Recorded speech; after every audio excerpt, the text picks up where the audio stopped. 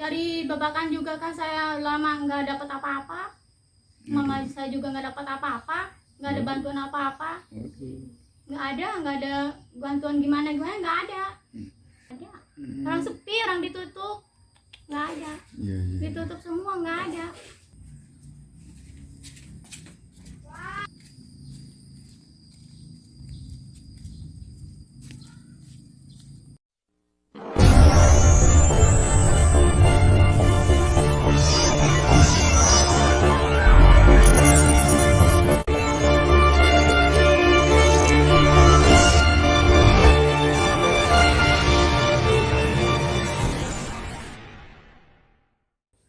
Assalamualaikum warahmatullahi wabarakatuh.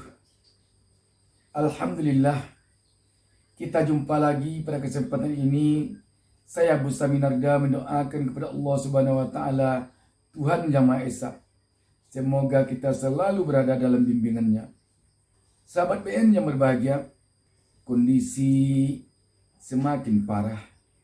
Kehidupan semakin sulit. Susah banget gitu.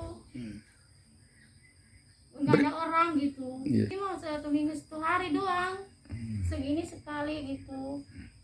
Nggak ada ininya apa, nggak tahu sekarang, nggak tahu mendagang lagi tuh nggak, orang gimana, susah ya, tergantung. Kadang-kadang dapat 100.000, kadang dapat 80.000, tergantung kitanya aja mana berat.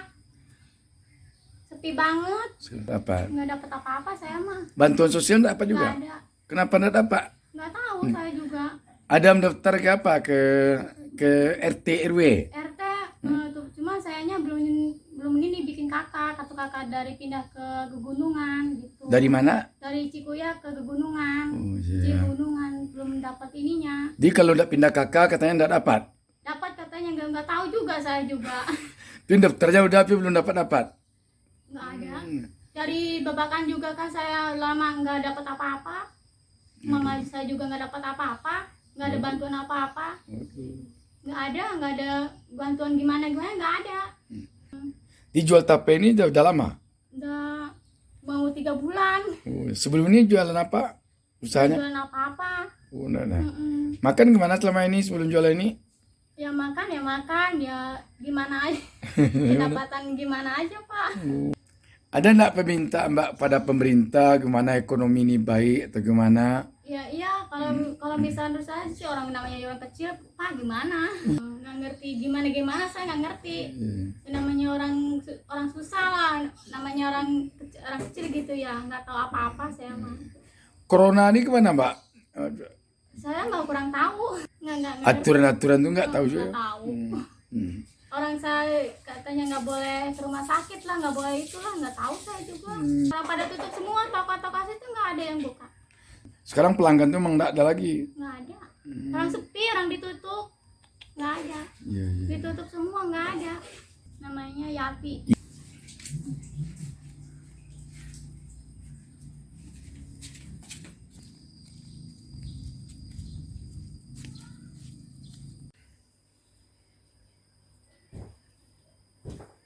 Sahabat BN dimanapun berada, dalam kondisi seperti ini tidak lain tidak bukan, mari kita bersabar menjalani hidup ini.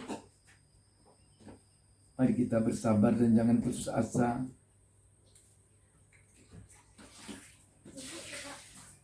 Memang sulit mengatakan sabar mudah, tapi mempraktekkannya sangat sulit. Tapi mau apa lagi? Memang inilah kondisi kita sekarang.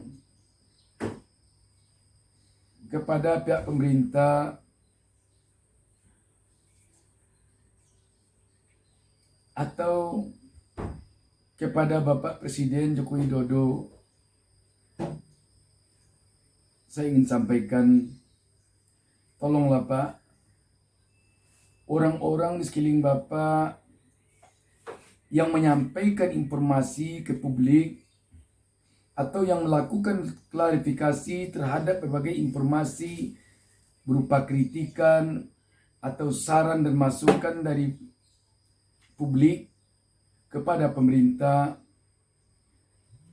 tolonglah Pak, yang menyampaikan itu orang-orang yang buat tuturnya santun,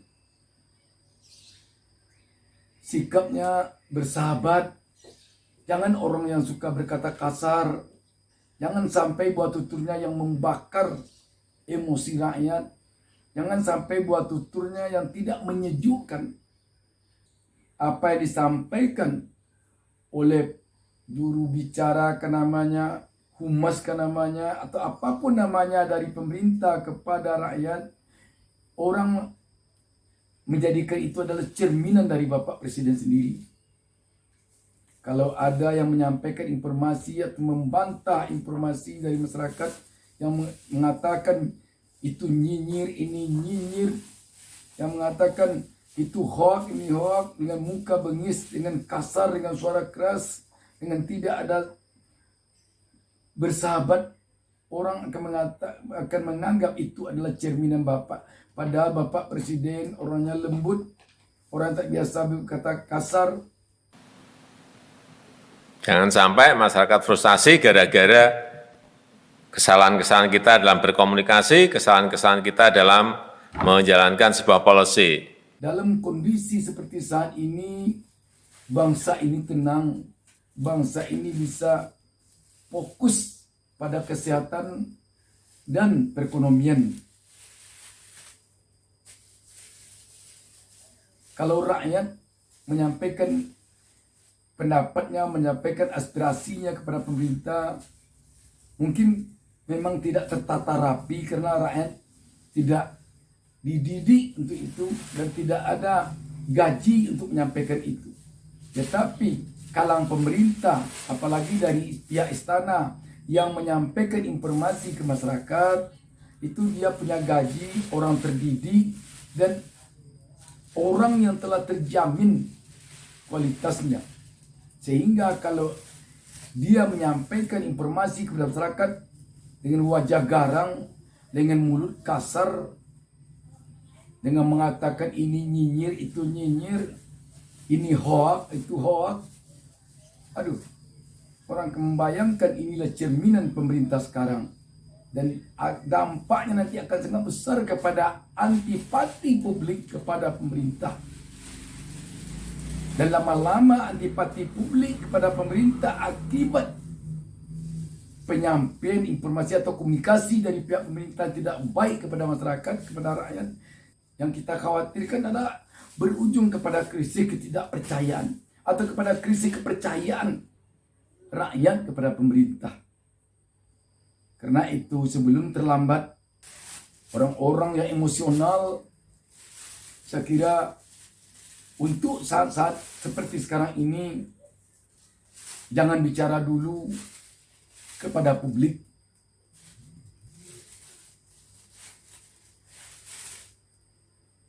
Kalau ada kalangan akademisi, pakar, LSM, aktivis, ulama, dan tokoh masyarakat lainnya yang melakukan kritikan atau koreksi kepada pemerintah,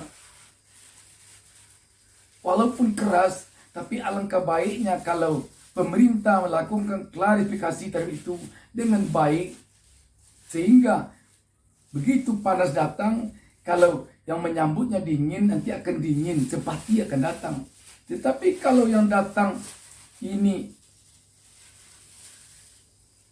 agak keras, tetapi yang menerimanya keras lagi dari itu, nanti masyarakat akan mencap pemerintah arogan, diktator.